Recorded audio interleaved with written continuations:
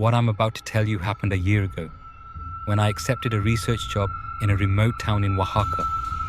My name is Alejandro. I'm an anthropologist, and during my career I've studied myths and legends of indigenous communities in Mexico, always with scientific skepticism, always looking for rational explanations. That changed in San Miguel Yagavila. The town was high in the Sierra, surrounded by cloud forests and mountains that seemed to touch the sky. Barely 100 inhabitants, most of them Zapotec, who spoke little Spanish. They hired me to document their oral traditions before they were lost with the new generations. Don Aurelio, the town elder, would be my guide. He was in his 80s, his skin weathered by the sun, and eyes that seemed to see beyond the visible. "Do you believe in nahuales, sir?" he asked me on the first day, while we drank coffee in his adobe house. "I know the stories," I responded diplomatically. "People who can transform into animals. It's fascinating, as a cultural belief." Don Aurelio smiled sadly. "It's not a belief, it's reality. And in this town, there is one." He told me the story. 30 years ago, a man named Esteban lived on the outskirts of town. He was solitary, strange, avoided people. One night, several farmers saw him transform into a black jaguar under the full moon. Since then, every full moon, the jaguar appears in town. It kills livestock, it terrifies the dogs, and sometimes it takes someone into the forest. "Esteban died 20 years ago," said Don Aurelio. "They found him dead in the forest, naked, with bullet wounds. They had tried to hunt him when he was transformed, but the nahual didn't die with him. It passed to another person, and that person doesn't know how to control it." "Who is it?" I asked, more out of courtesy than interest. "We don't know. It could be anyone. The nahual chooses, and when it chooses, you can no longer resist." I wrote everything down in my notebook, fascinated by the narrative, richness, but not believing a word. I stayed in a small cabin the town lent me. It was at the edge of the forest, isolated but comfortable. During the first few days, everything was normal. I interviewed the elders, recorded their stories, took photographs. But a week after my arrival, I noticed something strange. The town's dogs barked every night. It wasn't a normal stray dog bark. It was a bark of fear, of warning, and they always looked toward the forest, toward my cabin. On the night of the full moon, Don Aurelio came to visit me at dusk. "Don't go out tonight, sir. Stay inside. Lock the doors and windows well." "Why? What happens on a full moon?"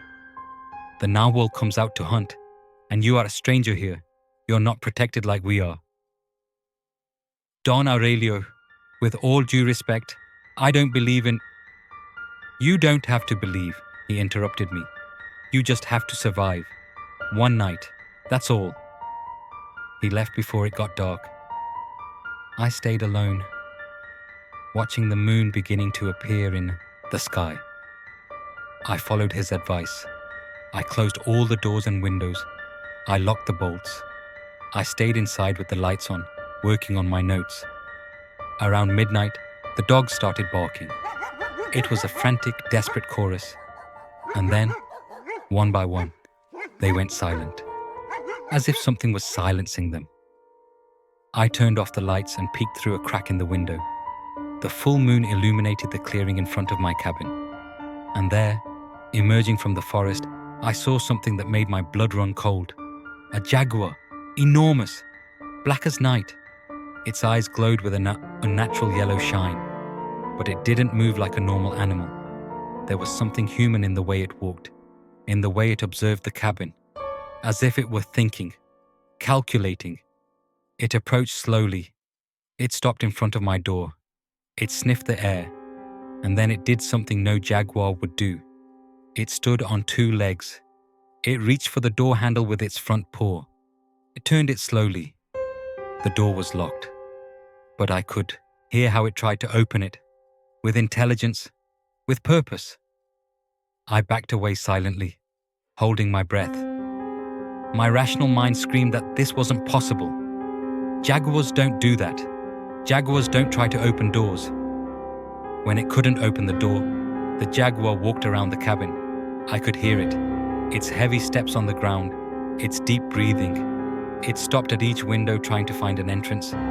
It reached the back window, the small bathroom window I had left slightly open. I heard it push the glass with its snout. Slowly. The window opened centimeter by centimeter. I ran to the bathroom. I pushed the window to close it, but a paw intercepted. Enormous. Black. With claws the size of knives. I pushed with all my strength. The paw withdrew. I slammed the window shut and locked it. Outside, I heard a growl. It wasn't an animal growl. It was deeper, more human, as if someone was trying to speak but couldn't form words. The jaguar hit the window. Once, twice. The glass cracked, but held. Then silence. I stayed still for what seemed like an eternity, without moving, without breathing. Then I heard something I'll never forget. Someone knocked on the door. 3 knocks. Rhythmic, deliberate, like a person would knock. "Let me in," said a voice. It was guttural, forced, as if whoever was speaking wasn't used to using human vocal cords. "I know you're in there." I didn't respond. I stayed paralyzed in the darkness. "I can smell you. I can hear your heart beating." The knocking continued, louder, more insistent. "You can't stay in there forever. Sooner or later you'll have to come out." I closed my eyes, praying for the first time in years. I don't know how much time passed. It could have been minutes, hours. Eventually, dawn began to light up the sky, and with the first sunlight I heard footsteps walking away, fast, as if whoever was out there was fleeing from the light. I waited until the sun was completely up before daring to open the door. Outside, on the ground in front of my cabin, there were tracks. Huge jaguar tracks. But there was also something else. Among the jaguar tracks, there were human footprints, bare feet, as if someone had walked there, mixing their steps with those of the animal. And on the door at the height where a person would put their hand to knock, there were claw marks. I went directly to Don Aurelio's house. "You saw it, didn't you?" he asked me before I could say a word. I nodded, still trembling. It wasn't just a jaguar. It tried to speak. It tried to open the door like a person. That's the curse of the Nahual. Neither animal nor human. Trapped between 2 worlds. During the full moon, the beast controls. But the human mind is still there. Watching, unable to stop it. "Who is it? Who in town is the Nahual?" Don Aurelio shook his head. "We don't know. During the day it's a normal person. It could be anyone. Your neighbor, your friend. They themselves might not know until the transformation takes them for the first time. There has to be a way to stop it. There's only one way. Kill it while it's transformed.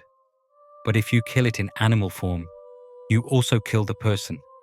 And no one wants that blood on their hands. Because it could be someone innocent.